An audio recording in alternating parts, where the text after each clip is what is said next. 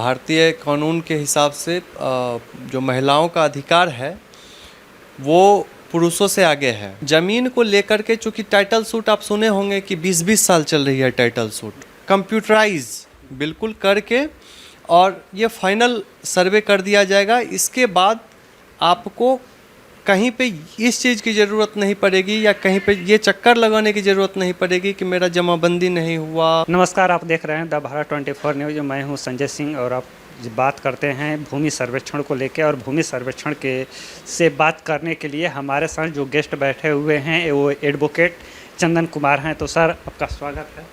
जी नमस्कार, आपका हार्दिक स्वागत। जी, ये भूमि सर्वेक्षण क्या है और इससे आम लोगों को क्या फ़ायदा है?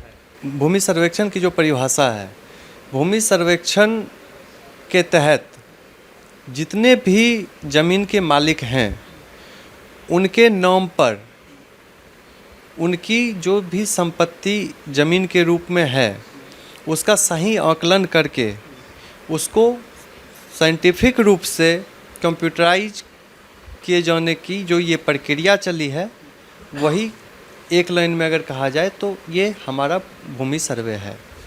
भूमि सर्वेक्षण में जो वंशावली बन रही है वो अक्सर हम देख रहे हैं कई जगह दिखाया जा रहा है सिर्फ पुरुषों के नाम पर। क्या उसमें महिलाओं का अधिकार नहीं है? देखिए, हमारे भारतीय कानून के हिसाब से जो महिलाओं का अधिकार है वो पुरुषों से आगे है। अगर कोई ज़मीन पिता अपने नाम से लेते हैं और उस क्रम में अगर वो भूमि अपने बेटे को नहीं दे करके वो और बेटी को नहीं देना चाहते हैं तो बेटा उस चीज़ में अपना अधिकार नहीं बता सकता है, लेकिन बेटी अपना अधिकार बता सकती है। तो इसी चीज़ से इस चीज़ का महत्वपूर्ण तथ्य ये है कि जो लड़की है, जो महिलाएं हैं, उनका भी वंशावली में नाम अंकित करना बिल्कुल महत्वपूर्ण है।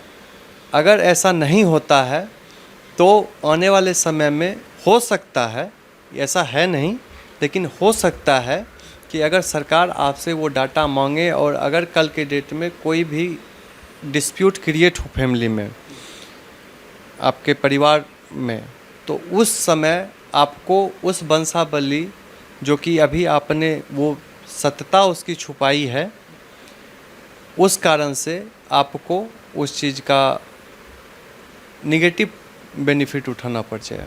इससे आम लोगों को क्या फ़ायदा है और सरकार को क्या फ़ायदा है? देखिए, इससे आम लोगों को और सरकार को एक समान फ़ायदा है। एक समान फ़ायदा ये है कि जो हमारे क्राइम हो रहे हैं समाज में, उसका जो रेशियो है और उसका जो कहीं ना कहीं जो तथ्य जाके जुड़ता है तो पता चलता है कि ज़मीनी विवाद है।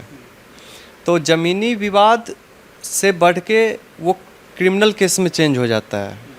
तो एक तो ये कम होने की संभावना है। दूसरी संभावना, कोर्ट जो है तो जुडिशरी के ऊपर बहुत सारा केस पेंडिंग हो गया है। तो ज़मीन को लेकर के चूँकि टाइटल सूट आप सुने होंगे कि 20-20 साल चल रही है टाइटल सूट, तो उसका जो मुख्य कारण यही होता है कि जब आप टाइटल सूट लेकर के जाते हैं तो आपको भूमि का जो सही आकलन है, भूमि का जो रकबा हुआ, भूमि का जो खाता खेसरा हुआ, जो उसका तौजी नंबर होता है, वही सही रूप से आपको दर्ज नहीं मिलता है। तो उसी चीज़ को सही और सुचारू रूप से, और इसमें सबसे एक बड़ी बात है कि इसको साइंटिफिक वे में कंप्यूटराइज बिल्कुल करके और ये फाइनल सर्वे कर दिया जाएगा। इसके बाद आपको कहीं पे इस चीज़ की ज़रूरत नहीं पड़ेगी या कहीं पे ये चक्कर लगाने की ज़रूरत नहीं पड़ेगी कि मेरा जमाबंदी नहीं हुआ, मेरा दाखिल खारिज नहीं हुआ। तो इस सब तथ्यों को लेकर के अगर देखा जाए तो ये सर्वे बहुत ही महत्वपूर्ण है, बिहार सरकार के लिए भी और बिहार के सारी जनताओं के लिए भी।